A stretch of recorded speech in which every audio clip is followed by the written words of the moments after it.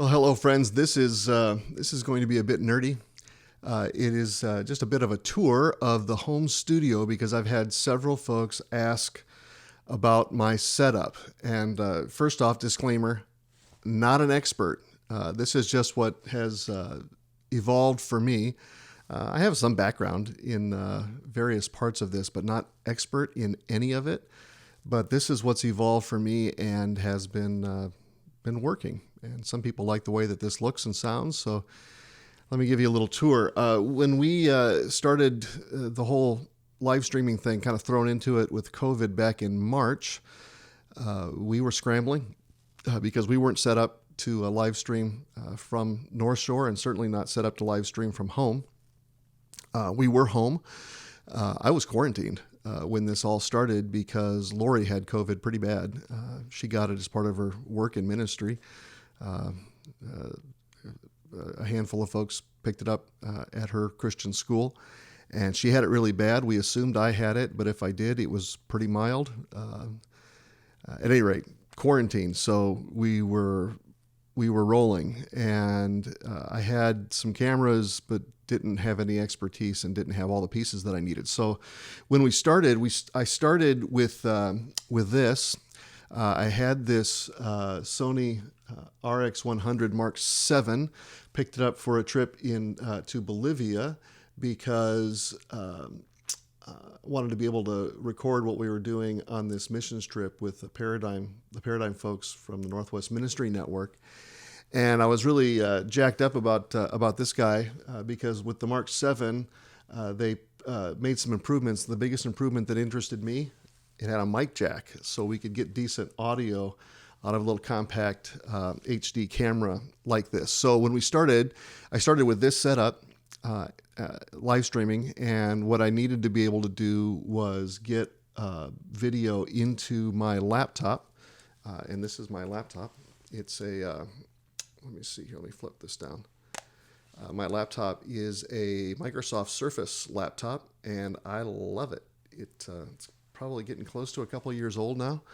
But it rocks. At any rate, needed to get video into my laptop, so I used this little guy over here, this AGA UTAP.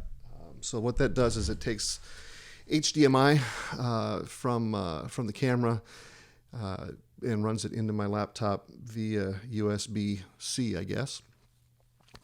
So picked that up, and that was how we got started. We made upgrades since then. Wasn't happy with the audio, so rather than recording with this Rode mic, which works great in this kind of a setup, didn't work great in this room because this room is loud. So I went to this SM58, which is pretty standard fair microphone. Would love an SM7B one of these days, not because it sounds that much better. I've done the research, and I think it sounds about 10% better, but it looks like 273% cooler. So one of these days I'll upgrade that mic. Perhaps you're finding this so helpful that you want to make a contribution to the mic fund. Send your contributions along. At any rate, SM58, put a shock mount on it because I was picking up noise off of my desk. SM58 is going into Scarlett 2i2. I had an M Audio box, but it was old and was acting buggy, so I upgraded to the Scarlett and really love the Scarlett. It goes, again, USB-C into my laptop and works great. Scarlett runs into all the software that I'm using without any issues whatsoever. You might have seen that there's a little inline amp. I could plug an SM58 directly into the Scarlett, but it helps to boost the signal a little bit. So I've got a couple of these. I'm using this little Dynamite preamp, and it's awesome. Extra $100. If I had an SM7B, I'd definitely need a preamp, and this Dynamite would work just fine. I think a lot of people use a little blue guy called a Cloud Lifter.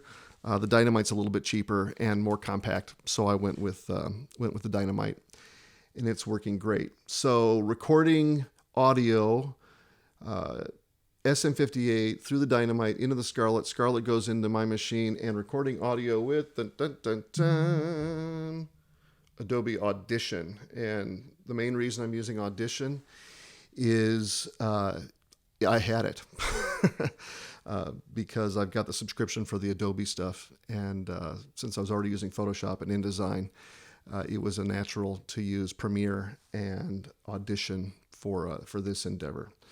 So recording with Audition and then just syncing the audio up with the video when in edit, or again, just going from the Scarlett into the live stream. When live streaming, needed some live streaming software. So when live streaming, I'm using VMix. VMix is really handy, pretty affordable. I think we're using kind of a mid-range subscription on VMix.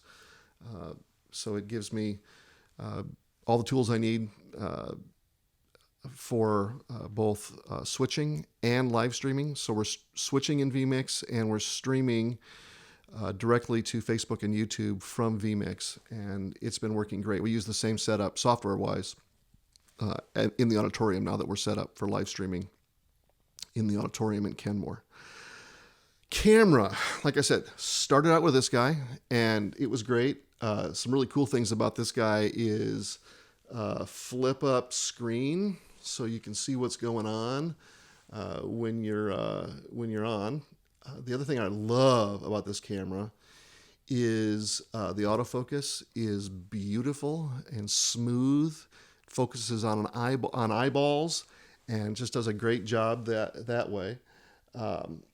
But didn't quite have the quality and control for this that I was wanting. Wanted to be able to blow the backgrounds out a little bit better and control the lighting a little bit better. And since I use this Mark 7 for other things, I just wanted to be able to leave my home setup as a home setup. So what I have over here, you can see, well, there's a teleprompter. I'll talk about that in a minute. But on those sticks is a DSLR, a Nikon D7100. That's an old camera. You can't buy them. You can only buy them used these days. The reason I went with the D7100 is I had a D7000. The D7000 was great for recording. It was not great for live because there was no way on a D7000 to turn off, to get clean HDMI. I wanted clean HDMI out of the camera. So out of a 7000, you're going to get kind of what's on the screen here. With the info, it basically what it sends out of the HDMI on a D7000 is what you see on the back of the camera when you're recording. So you can see that I'm shooting at 5.6 with ISO 800 and blah blah blah. Couldn't turn that off with the 7000. Found out that you could turn it off with the 7100, and because it's an old camera as well, I found that you can pick them up on eBay for I think it was about $250. So picked up a 7100 and it works great. There's a Nikkor 35mm 1.8 on that. And it gives me the control that I need. And the same interface. So clean HDMI out of the 7100 into that interface, into my machine, into my laptop. Like I said, there is a teleprompter. And that is super handy. One of the handy features with this teleprompter software is that I can control it with a web browser. So that's cool. You can see that Luke 2 is scrolling up there now. We used the teleprompter for a project for Christmas Eve with a bunch of people, so I had them reading off the teleprompter, and that is handy for all sorts of things, and I use it on most Sundays for notes and such for the sermon. The teleprompter software runs on my iPad, and then there's the gear there that lets you set up, and the camera shoots through the glass on the teleprompter, and it's a pretty kind of low-cost, pro-ish setup. What I'll do on all of the gear is I'll put a little web page together. You can see the address for that here now, and I'll put links to the specific gear. So if you're interested in like the specific audio interface, the specific video interface, the specific gear and software for the teleprompter, that is all there. So yeah, see, 7100, 35 millimeter lens. Light is so important, right? So I've got a big softbox on a clamp, that big octagon. I had a smaller one, and but I put this octagon up, and it's working great. I even have it set up with my Alexa. So Alexa, video light off. Here's something I found on reference.com. Sometimes Alexa is so stupid. Alexa, video light off. There we go. Alexa, video light on. At any rate, yeah, I'm kind of nerdy about this stuff. So that light helps make things look great. Little twinkle in the eyes. I can blow out the background, have it out of focus. Yeah, that works. Got a little sound treatment on the walls, which helps. This room is super live because I've got laminate on the floor. Another important thing that I did is I upgraded my Wi-Fi, or my internet connection. So I had Comcast, and Comcast was great, and but it was not cutting it for this kind of work, because Comcast gives you pretty fast down, but gives you really slow up. So I saved a bunch of money, cut the cable, went to fiber. Ziply's fiber is a fraction of what Comcast was costing me, and my download speeds are about 5 times faster. My upload speeds are about 20 times faster, which is, again, super important, both for live streaming and for just shoving video up to YouTube and Facebook. It's cut my time way down on that. So that was super handy. Other software things that I use, like I said, using all the Adobe stuff, do most of my slides, scripture, that sort of thing in Photoshop rather than in Premiere, just because I have more control and I'm faster in Photoshop. So using Photoshop, using Shift Worship's stuff, got a subscription for that, for backgrounds and the like. So that's handy. We do use multi-tracks for a little support on both live and recorded worship. So that's a handy tool. I'm trying to think if there's anything else. Maybe you can think if there's something else. Again, I said it. I'm a hack, so not a pro. So if you have suggestions for how I can make this better, feel free to send them my way. I know that there are better ways to do a lot of this, but this is what's evolved for me. I'll put that webpage together. If you have any questions about my setup, I'm glad to answer your questions. You can send them my way. Otherwise, this is what things are looking like here in the home studio. And the home studio has been important. We started this way out of necessity because I was quarantined and we had to scramble. But we found that for some people who are worshiping from home, they'd rather have this kind of more personal home-to-home sort of setup rather than the live stream from Kenmore. So we're doing both. Some people would rather feel like they're in Kenmore because that's home church.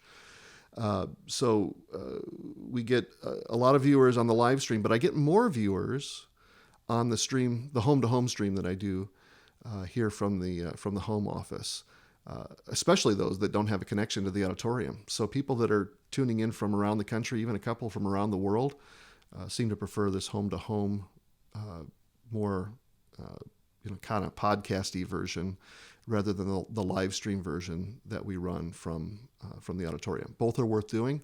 This was worth keeping and worth the extra effort to do this treatment. Any questions? Send them my way.